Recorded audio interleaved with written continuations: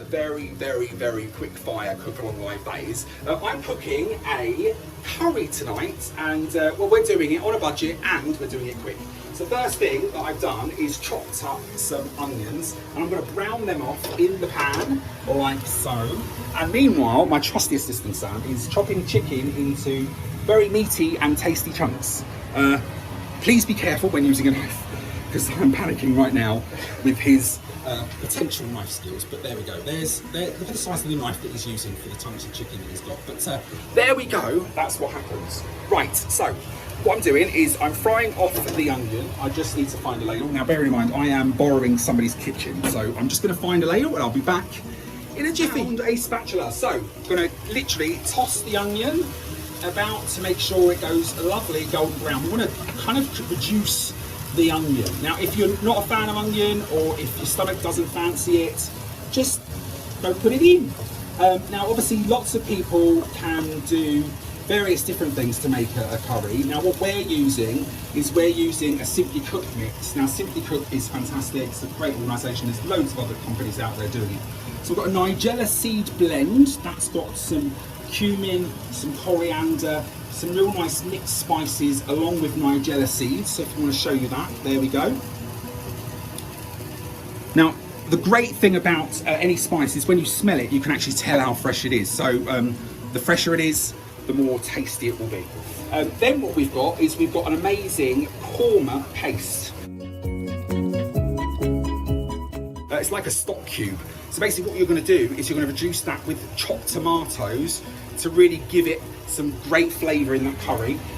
And then if you're a fan of garlic, we do have some garlic paste too. So don't go anywhere. The onion's looking yummy. We're going to go in with half of the Nigella seed mix just to give it a little bit of spice.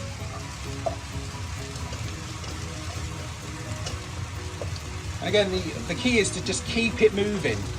What we're going to do is we're going to take the onion out of the pan in a moment, and we're going to add the chicken. We're going to cook the chicken down until it looks near done, and then we're going to add the onion to it as well. Reduce that down, get it saucy, and away we go. Onion into a bowl on the side. I'm not going to wash the pan because obviously I want to keep all those amazing flavours of the Nigella seed in the pan, okay? Now what we're using is a fantastic 1 cow spray. Obviously I'm on a bit of a weight loss, but you can use normal olive oil. Now what I'm doing is I've coated the pan, a few sprays of that, and then we're going to go in with the chicken. Wallop, here we go.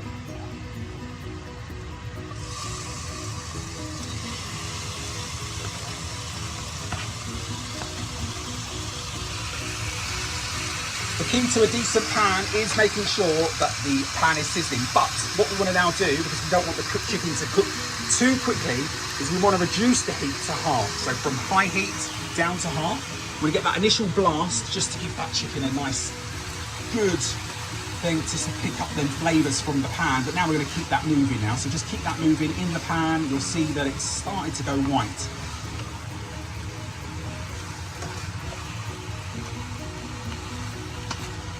Whilst that's moving about, what we're going to do is we're going to add a little bit more Nigella seed, really just to give a couple of bits of Nigella. And we're not talking about Nigella Lawson there, we're talking about fantastic flavours, great combo. Keep that chicken moving. We've reduced the heat now, so now it's going to take a little bit longer to cook. The reason for that is we want to make sure that it's cooked in the middle. We have to make sure, obviously, that chicken is cooked. How do you check it? Simply by checking it with a thermometer. The regulation temperatures for food, health and hygiene will be displayed on the screen now. Here we go, so we've got the chicken still cooking off there. We're going to keep that moving. The onion is still on the side.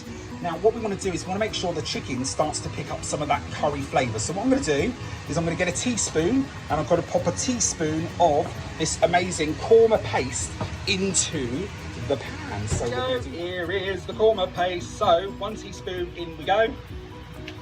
We're going to add another one in a few moments time. We just want to get that chicken slightly infused with the korma flavour.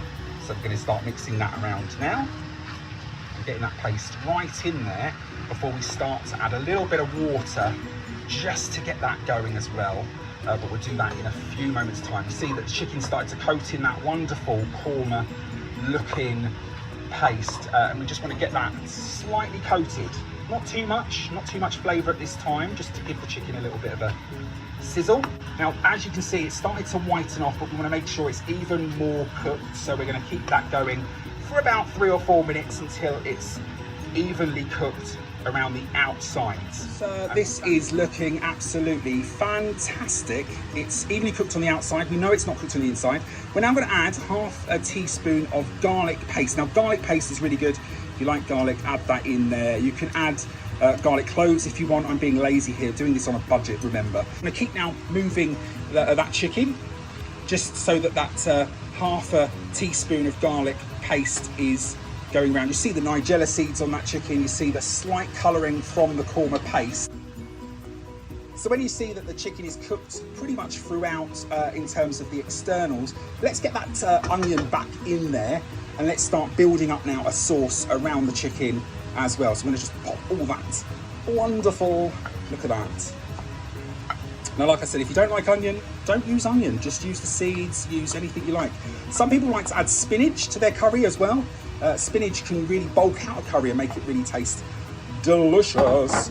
Now, in this little cook along live, I am going to be cheating. I am going to be using some microwavable rice. Why? Because it's easier and it's quicker. And actually, for me, it works out more cost effective because I don't really go through that much rice regularly. So therefore, it's just the way it goes. So we've mixed in the onion. We're letting it sizzle down. We're now going to add a full tin of chopped tomatoes.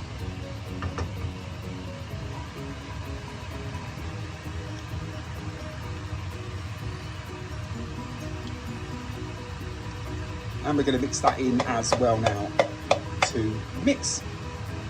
You can buy whole tomatoes, you can use fresh cherry tomatoes if you like fresh vegetables in there as well. Some people like to add green beans to their curry. I found that green beans go really well with a masala or a Thai green, and I'm sure I'll be doing a Thai green curry one very soon, because actually it's very similar in its approach, but without the tomatoes of course, and with a Thai green curry paste. So we're going to keep that moving. Let's see if we can get that to start reducing down, and it's going to look absolutely gorgeous when it's done, and it's going to taste yummy. Now I'm just going to add the rest of that curry paste. I'm going to add a little bit of tikka paste as well. I've got that just to give that rich colouring. So I weren't actually planning on making a korma. I was actually planning on making a tikka to give it a little bit of a spice and a lift. So I'm going to add some chili flakes as well. It's going to be delicious. Bubble, this is my take on the tikka masala. Like I said, to get a little bit of spice, add some chili flakes. Use any curry paste really to bring that out, because the tikka masala is all about the tomato, the richness of the tomato. I added some tomato paste as well, just to give it a little bit of colour, but away you go. That is my take on the tikka masala. You'll see that on the plate shortly. So I've reduced the curry down now, come and have a look.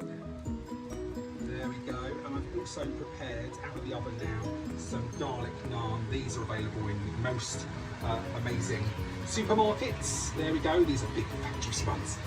Once it's reduced down, have yourself a ladle ready, and then get your rice ready. So I've obviously got the rice prepared, and you can serve it however you like. Some people like it in a bowl, some people like it in a plate.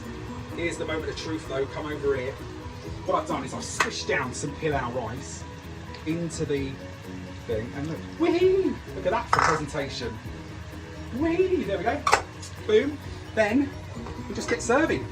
We enjoy a fantastic, yummy scrummy, fully loaded chicken curry.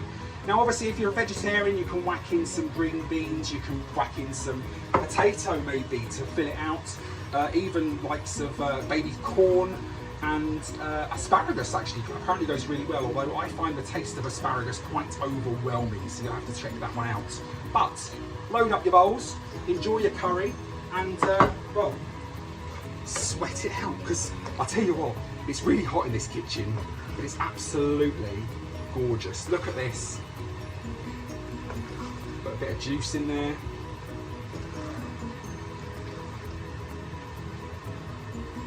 There we go, look at that. That is one curry done. Just going to serve it on a plate as well, because some people like it on a plate. Charlie likes it on a plate. It's going to be a tasty curry, and I'm sure everyone will enjoy. So until next time, thanks very much. Remember to cook along. Remember to make sure your chicken is cooked thoroughly before you serve any food. Make sure you wash your hands beforehand, and if all else fails, make sure you enjoy it. That's what it's all about. Enjoy the cooking and enjoy the tasting.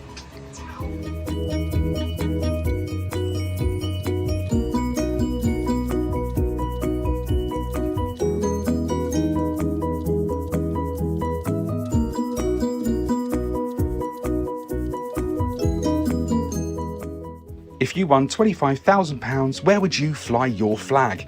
With Pride in Surrey and Rainbow Lottery, you could potentially win that. Simply go over to rainbowlottery.co.uk and when you're buying your ticket, select us as your cause. Your support is appreciated. Please always gamble responsibly. We are Pride in Surrey.